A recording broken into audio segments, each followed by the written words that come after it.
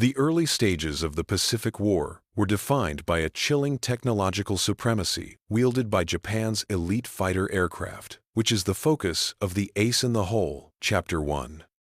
This specific aircraft, likely a variant of the legendary Zero or a similar highly advanced prototype, was an engineering marvel. It possessed an unparalleled combination of extreme speed, phenomenal maneuverability, and an incredible rate of climb that left early Allied fighter pilots stunned and outclassed. The Japanese design philosophy prioritized agility and offensive capability above all else, resulting in a fighter that could turn tighter, climb faster, and outmaneuver any comparable American or British aircraft in a dogfight. The psychological impact of this fighter was immense. Pilots quickly learned that engaging it in a turning fight was suicidal. This aircraft was Japan's deadliest secret weapon, built to ensure air dominance, and its operational superiority translated directly into devastating losses for the Allied forces in the air and on the ground. Its sustained success was due to a design that was a complete mystery to the Allies, a fact that formed the core of the blind spot. Chapter 2. American fighter doctrine and pilot training were severely compromised because they lacked any detailed, physical understanding of their enemy's most advanced machine. Allied intelligence was based purely on observation, eyewitness accounts of incredible performance, but without any technical data on its structure, engine, or weak points. The strategic need was desperate. The U.S. Navy and Army Air Forces needed to develop effective countermeasures, new tactics, improved armament, and necessary speed and armor upgrades for their own planes, but they could not do this without an intact model to study. Every downed aircraft the Allies had recovered was too badly damaged, pulverized by crash or fire, leaving nothing but scrap metal. The Japanese were meticulously careful to destroy every wreck, ensuring their technological secrets remained buried. This lack of a complete enemy specimen was a massive, paralyzing blind spot in the Allied war effort, preventing the development of the crucial knowledge needed to turn the tide in the skies. This strategic desperation was about to be solved, not by an act of heroism or intelligence, but by a simple, improbable human error. The turning point that would alter the strategic balance of air power was triggered by a single improbable mistake detailed in the fateful deviation. Chapter 3. The Japanese pilot, likely an experienced airman operating a routine patrol or transfer flight, ran into a critical complication, whether it was a catastrophic failure of his navigational equipment, a miscalculation of fuel reserves, or a severe and sudden change in weather conditions. The immediate result was that the pilot became hopelessly disoriented, flying far beyond the normal operational zone of the Japanese fleet and directly toward territory that was, unbeknownst to him, under firm Allied control.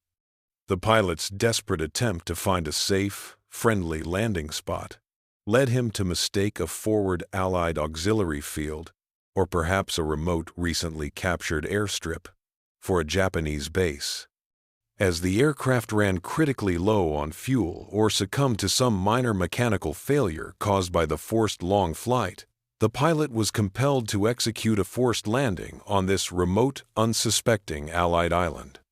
The landing itself, whether slightly botched or miraculously executed, resulted in the plane settling down, with minimal structural damage.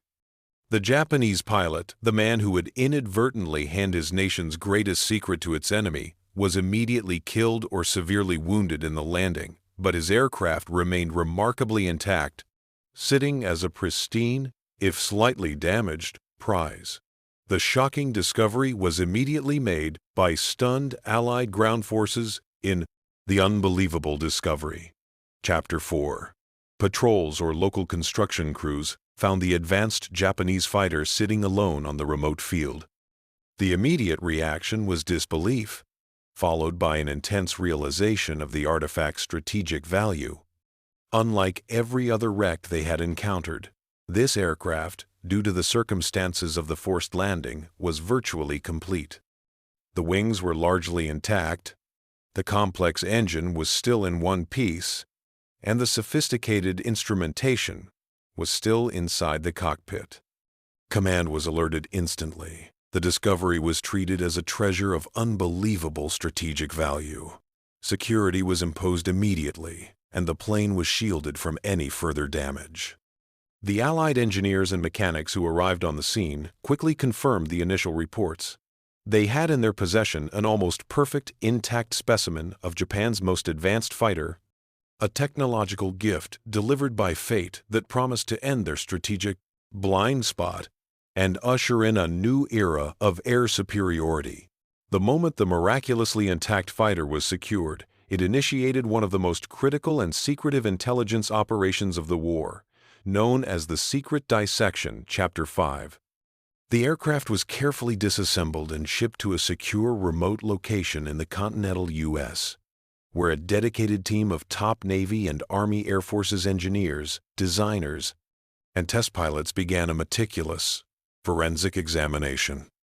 This was the first time Allied scientists had full unrestricted access to the complete structure, engine, and armament of Japan's most advanced fighter. They immediately began documenting every component, every rivet, and every material choice. The engine was stripped down and analyzed for its power-to-weight ratio, revealing the secrets of its high-performance climb rate. The structure was examined to understand how the incredible maneuverability was achieved. Every detail, from the composition of the aluminum alloys to the layout of the fuel tanks, was measured, photographed, and analyzed.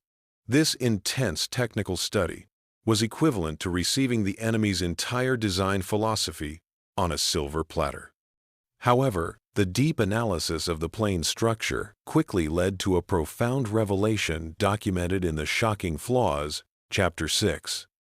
The engineers were stunned to discover that the fighter's legendary performance was achieved through a brutal compromise, a near-total sacrifice of pilot protection and structural integrity. To achieve the phenomenal lightweight necessary for its superior maneuverability, the aircraft lacked self-sealing fuel tanks and, most critically, offered virtually no armor plating whatsoever around the cockpit, engine, or vital controls. While Allied planes were built to absorb damage, the Japanese fighter was designed to avoid damage. The engineers realized the plane was an incredibly agile glass cannon. Its high-octane performance made it nearly untouchable in a dogfight, but a single burst from an American .50 caliber machine gun, if placed correctly, was enough to bring it down, as the bullet would pass unimpeded through the structure and into the engine or pilot. This discovery instantly transformed the entire strategic outlook of the Pacific Air War. The mystery was solved. The superior enemy was not unbeatable, merely designed with a fatal, easily exploited vulnerability. The detailed technical intelligence gleaned from the captured fighter was immediately formalized, leading to the new doctrine, Chapter 7, which dictated a complete reversal of Allied air tactics. Prior to the capture, Allied pilots tried, and often failed, to match the Japanese fighter's turning ability, a suicidal strategy.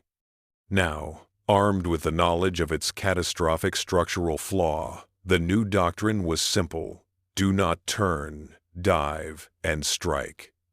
Pilots were instructed to use their heavier, more robust planes, like the P-38 Lightning or the F-4F Wildcat, to their advantage.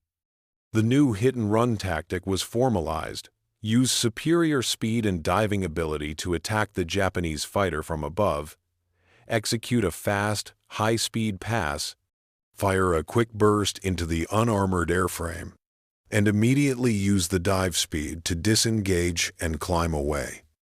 This tactic exploited the captured plane's greatest weakness, its vulnerability to high-speed energy attacks, and completely negated its greatest strength, its low-speed maneuverability. The new doctrine transformed the Allied pilots' success rate overnight. providing them with a mathematical, repeatable way to win engagements previously thought unwinnable. The immediate, devastating result of this tactical revolution led to the conclusion: the end of air supremacy. Chapter 8. The carefully guarded technological advantage that Japan had relied upon to dominate the Pacific skies for years vanished almost instantly. The once feared fighter was now rendered dangerously vulnerable. American pilots, trained on the new doctrine, began scoring kills at an unprecedented rate, often with just a short, controlled burst of fire. The tables had completely turned. The Japanese air arm, which had no defense against the new dive and zoom tactics, began to suffer unsustainable losses. This single, accidental capture provided the key to defeating Japan's best fighter, effectively ending its era of air dominance and proving that sometimes the greatest strategic victory of a war is won not by destroying the enemy, but by simply studying their mistakes. The strategic victory achieved by one pilot's navigational error was soon cemented by its lasting institutional and technical impact, which forms the core of the name, the lesson, and the eternal legacy. The miraculously intact fighter, once fully analyzed, was not scrapped. Instead, it was meticulously restored to flying condition. This physical, airworthy specimen, which soon acquired a specific, often historical or technical, official nickname within the Navy and Army Air Forces, became the most critical test and training tool in the entire Allied arsenal.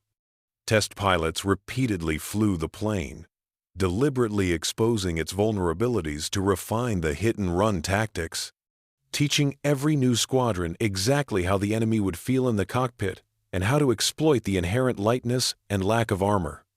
This unprecedented level of insight meant that the Japanese pilot, in his final, disoriented flight, had unintentionally saved countless American lives by providing the ultimate warning.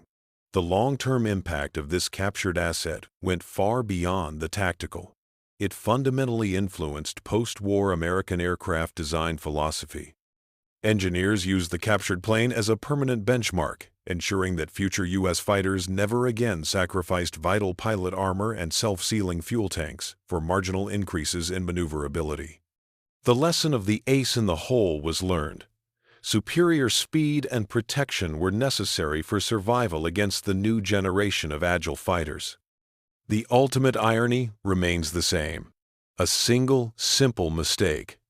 A pilot running critically low on fuel and mistaking a captured island for a friendly base was the key that unlocked an entire nation's technological secrets, permanently tipping the scales of air superiority in the Pacific and forever demonstrating that sometimes the greatest intelligence coup of a war is delivered not by spies, but by fate.